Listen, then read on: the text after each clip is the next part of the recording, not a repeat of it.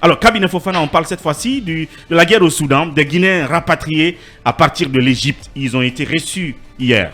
Oui, effectivement, les 84 Guinéens rentrés du Soudan à partir de l'Égypte sont arrivés hier à 22h. Ils ont été réceptionnés par le ministre des Affaires étrangères avec donc la présence du ministre secrétaire général à la présidence, le directeur de cabinet qui étaient tous là pour les recevoir. Il faut dire qu'ils sont, comme je l'ai tantôt dit, ils étaient en stationnement en Égypte après avoir y être conduits par bus.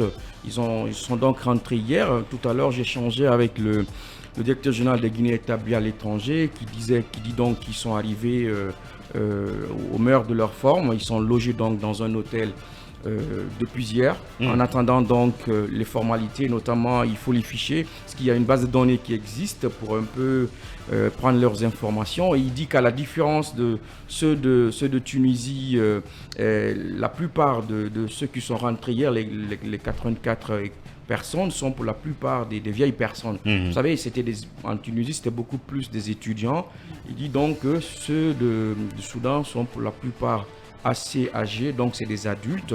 Et ils sont, au vu un peu de ce qu'ils ont eu comme information, ils sont en pleine forme parce que ceux qui étaient rentrés aussi de Tunisie, ou avant plutôt, il y avait parmi eux qui étaient malades. Ceux du Soudan-là se portent de plus en plus mieux. Donc je leur ai demandé, est-ce qu'il y a un mécanisme qui est mis en place? Le protocole reste en fait le même. Ils sont enregistrés, ils vont faire un peu un suivi. Par exemple, ceux qui tomberont malades d'ici, dans une période donnée, ils peuvent être pris en charge. Encore une fois, ça relance un peu le 26 avril. Vous savez, le ministre des Affaires étrangères a demandé à ce qu'il soit mis en place un fonds d'urgence. Absolument. Ce fonds d'urgence est important puisque dans le pays de Coquin, la semaine dernière, on a échangé avec un journaliste ivoirien qui nous expliquait qu'il y a un dispositif justement qui est mis en place par le ministère des Affaires étrangères, un fonds d'urgence qui prend en charge ces Ivoiriens qui rentrent.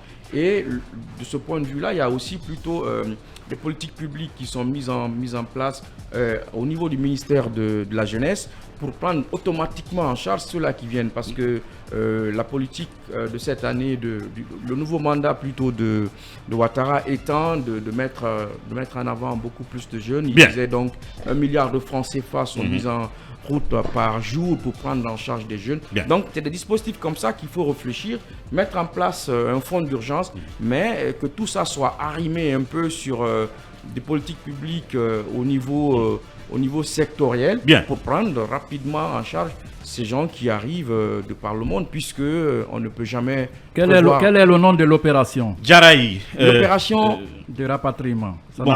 c'est pas baptisé. Non, c'est Je pas crois que baptisé. ça n'a pas été Il faut baptisé. le conseiller au ministre désormais. Vous avez raison. Vous avez raison. Opération de sauvetage, peut-être, tout simplement. Parce qu'ils ont besoin d'être sauvés un peu partout. Jaraï, c'est quand même à saluer de la part du ministère des Affaires étrangères. Oui, bien sûr, tout cela a été possible grâce à l'implication personnelle du président de la transition qu'il faut quand même saluer. Vous savez, on peut dire aujourd'hui que la fierté guinéenne est en train de s'accentuer puisque le pays se montre beaucoup plus sensible au cas de nos compatriotes qui sont en détresse dans des pays de la sous-région. Nous avons vu comment le ministère des Affaires étrangères a géré le cas du jeune Barry qui souffrait d'un tumeur. Et nous avons vu également comment le ministère des Affaires étrangères a quand même pris à bras-le-corps la situation du Guinéen dont l'image a fait le tour sur les réseaux sociaux du côté de Dakar.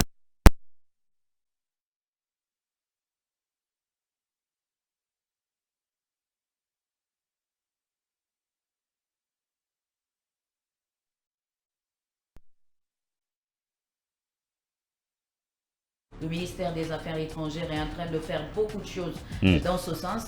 Maintenant, vous savez, la fois dernière, lors de sa sortie devant les conseillers nationaux de la transition, il avait demandé la mise en place d'un fonds d'urgence, ce qui vient prouver cela. Il y a quand même aujourd'hui de quoi accélérer la mise en place de ce fonds d'urgence, puisque des problèmes surgissent un peu partout, dans le monde. Je pense qu'aujourd'hui, il faut en faire une priorité.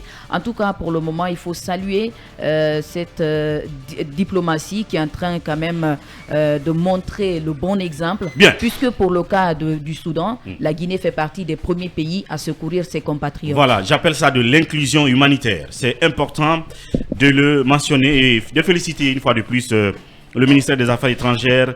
En tout cas, sur ce segment, il n'est pas du tout attaquable, Maurice Sanda.